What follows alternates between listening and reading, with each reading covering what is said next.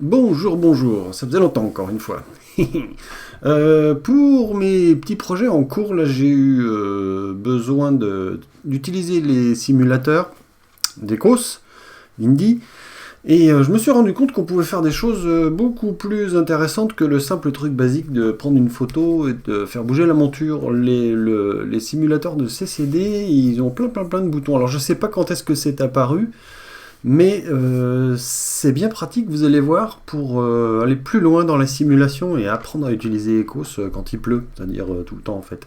Alors allons-y, je vais vous montrer deux trois petites astuces que j'ai trouvées. J'ai pas la science infuse, mais je bidouille beaucoup, alors je vais vous montrer ce que j'ai trouvé. Voilà mon petit profil de test dans lequel il y a de quoi sortir dehors, hein, une caméra.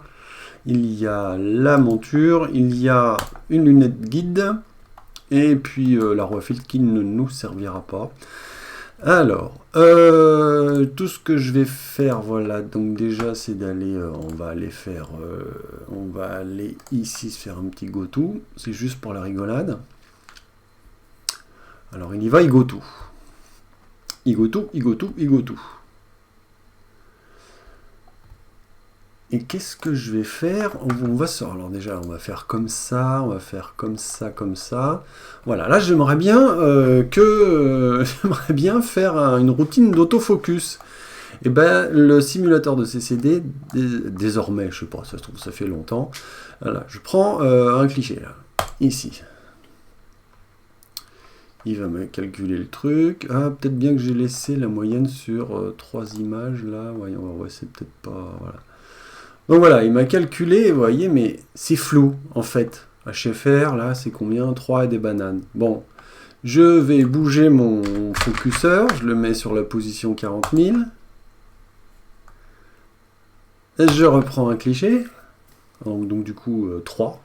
Il va m'en faire 3 là, il va me calculer la moyenne.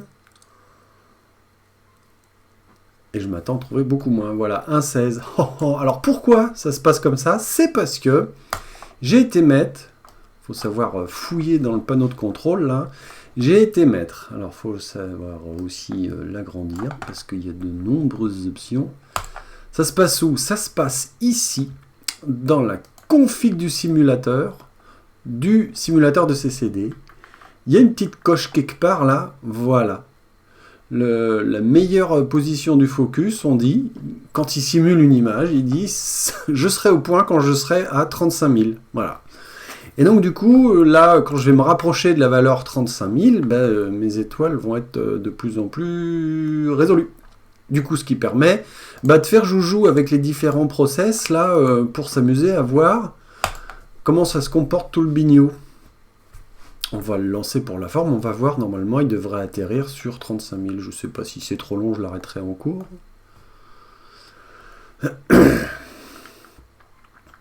Voilà, donc là moi je l'ai paramétré, alors ça c'est mes trucs, mes petites tambouilles personnelles, hein.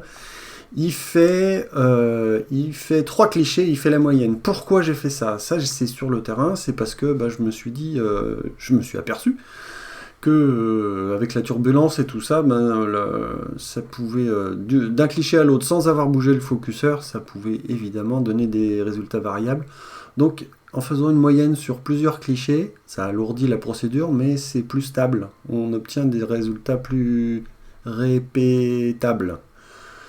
C'est pas ça le mot, c'est pas répétable, c'est si qu'on peut répéter quoi. Voilà, on va le laisser tourner.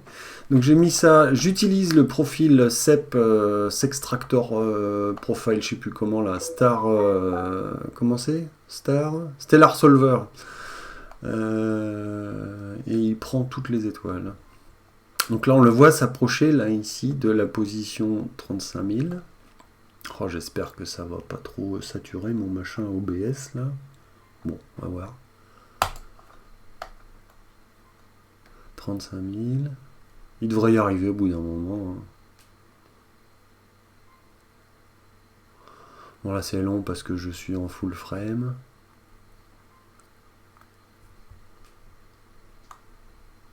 Je vais l'arrêter, hein, c'est pas la peine de vous faire perdre du temps. Justement, le jeu, c'est pas d'apprendre à utiliser le focuseur, c'est de vous montrer les 2-3 bricoles là sur le. Enfin, ça, c'est. En fait, j'en ai que 2 de bricoles, j'ai celle-là et le. et celle-ci.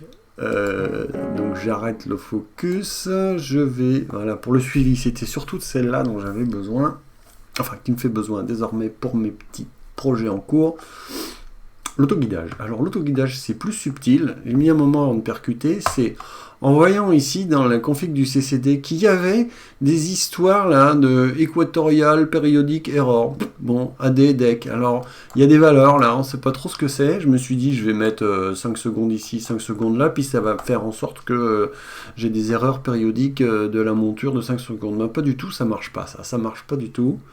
Il y a d'autres options ici, on se demande ce que c'est. Je sais pas non plus, vous pouvez chercher, si vous trouvez, ça me sera bien. Mais par contre, il y a un truc qui marche, c'est ça. C'est cette fois-ci dans le driver de la monture, au niveau de simulation, vous faites un jeté de monture. C'est-à-dire que, alors ça a priori, ce sont des degrés, et c'est pas enregistré, c'est pas dans le profil de la monture, on est obligé de le remettre à chaque fois qu'on démarre, voilà. On met à 1 degré d'erreur sur la mise en station, en azimut et en élévation. Boum! Voilà, là j'ai défini, maintenant ma monture, elle va faire le yo-yo. C'est-à-dire que quand je vais lancer un... Voilà, on va faire comme ça, subframe autostar, capture, on va voir s'il n'est pas... Voilà, il est dans les choux. Alors le guide, je vais augmenter son gain, hop!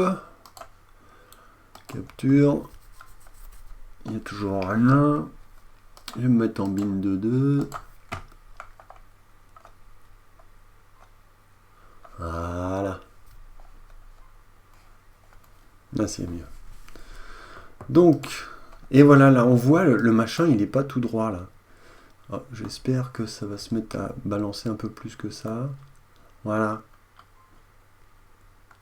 Là, on voit que c'est quand on le faisait sans faire cette manip ici, donc je vous la remontre, télescope, là, c'est ces deux valeurs-là qu'il faut changer. Ça fait une calibration qui est toute droite là, ça ressemble plus à ce qui se passe dans la vraie vie, ça branle. Ça, c'est pour la calibration. Et une fois que la calibration est terminée, on va le laisser aller au bout.